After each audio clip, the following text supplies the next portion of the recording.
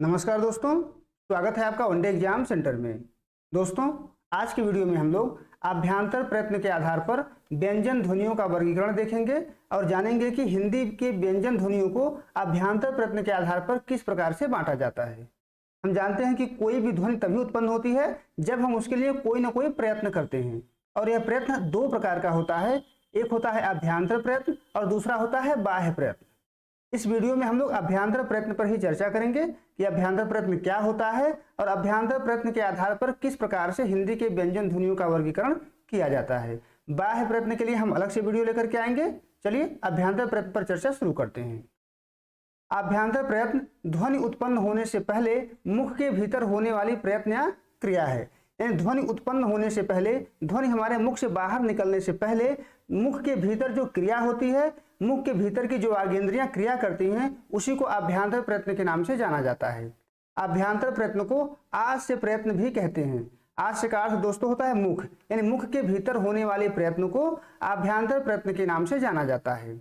यानी ध्वनि उत्पन्न होने से पहले मुख के भीतर हवा को रोककर या अन्य किसी माध्यम से जो प्रयत्न किया जाता है उसे अभ्यांतर प्रयत्न कहते हैं। यानी हमारे मुख के भीतर ध्वनि उत्पन्न होने से पहले जो भी प्रयास किए जाते हैं, जो भी प्रयत्न किए जाते हैं, वो अभ्यांतर प्रयत्न के अंतर्गत ही आएंगे।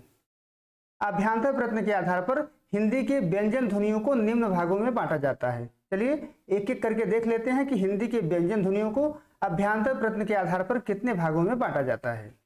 पहला जो वर्गीकरण है वो है स्पर्श व्यंजन।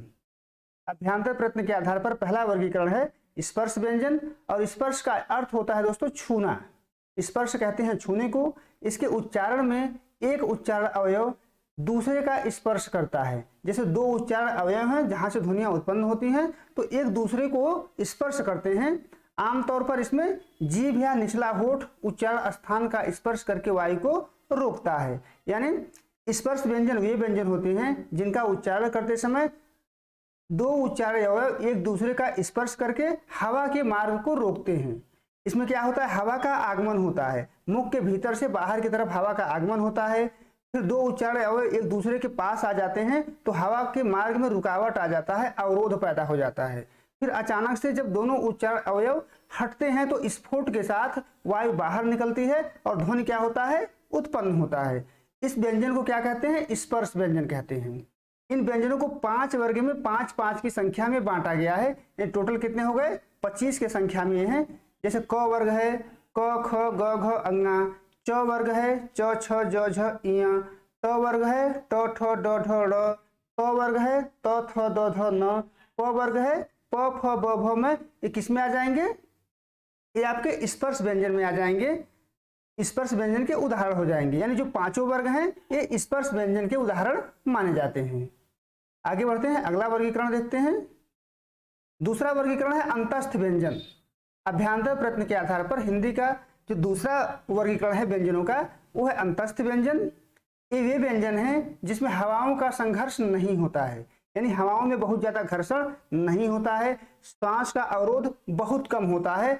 हवाएं जो है मुख के माध्यम से निर्बाध गति से बाहर निकलती हैं, उसमें बहुत ज्यादा घर्षण की मात्रा नहीं पाई जाती है। जब घर्षण की मात्रा नहीं पाई जाएगी, हवाओं में संघर्ष नहीं पाया जाएगा, तो ऐसे व्यंजन को अंतस्थ व्यंजन के नाम से जाना जाता है। ये व्यंजन हमेशा स्वर और व्यंजन के मध्यवर्ती होते हैं। यानी व्यंजन तो होते हैं लेकिन कुछ मात्रा में भी स्वर होते हैं, क्योंकि इसमें घर्षण नहीं पाया जाता है। इसके जो उदाहरण हैं य, र, ल और व हैं।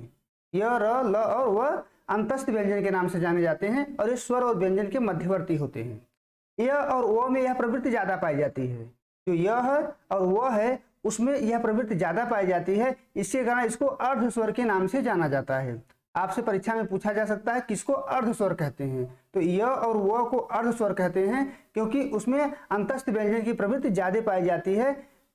श्वास का अवरोध बहुत कम होता है, हवा अबाध गति से बाहर निकलती है, इसलिए उसको अंतस्थ अर्ध स्वर के नाम से जाना जाता है। आगे बढ़ते हैं, अगला जो वर्गीकरण है ऊष्मया संघर्षी व्यंजन। ऊष्मया संघर्षी व्यंजन ये वे व्यंजन हैं जिनका उच्चारण करते समय श्वास में विशेष रूप से घर्षण होता है। यानी जिस व्यंजन का उच्चारण करते समय श्वास में घर्षण की मात्रा ज्यादा होती है उसको ऊष्मया संघर्षी व्यंजन के नाम से जाना जाता है।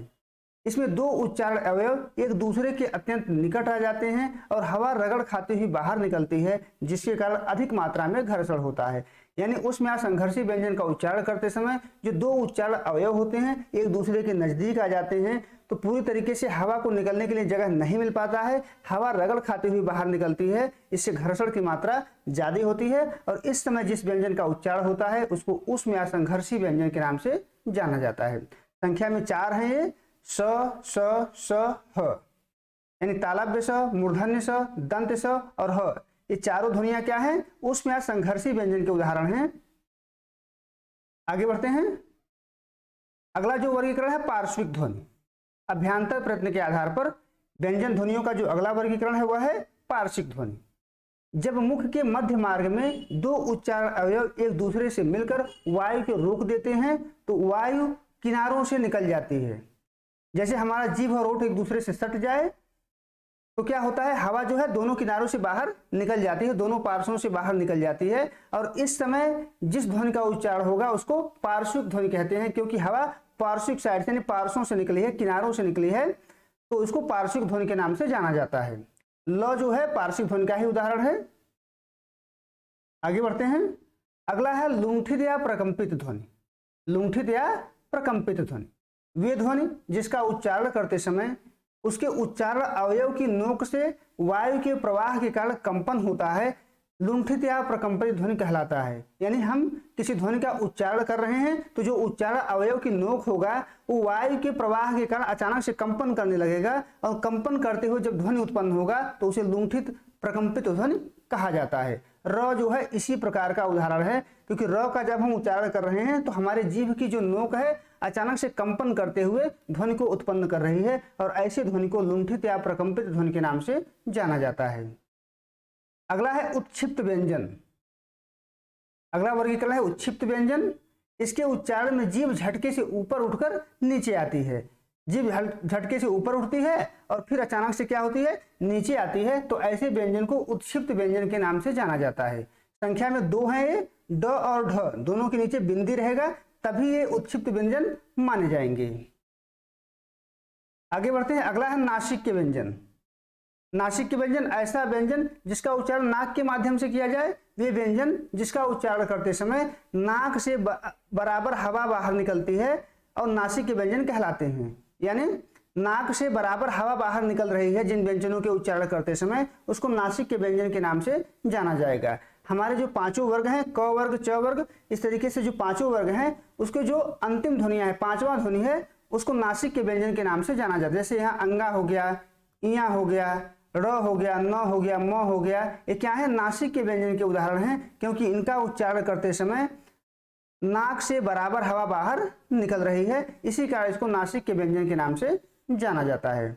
उम्मीद है दोस्तों आपको ये वीडियो पसंद आया होगा। आप समझ पाए होंगे कि अभ्यांतर प्रयत्न के आधार पर किस प्रकार से हिंदी के व्यंजन ध्वनियों का वर्गीकरण किया जाता है, अभ्यांतर प्रयत्न किया होता है, उसके बांटने के आधार कौन कौन से हैं। आप हमारे चैनल को सब्सक्राइब करिए, वीडियो को लाइक करिए, शेयर करिए। बहुत बहुत धन्यवाद।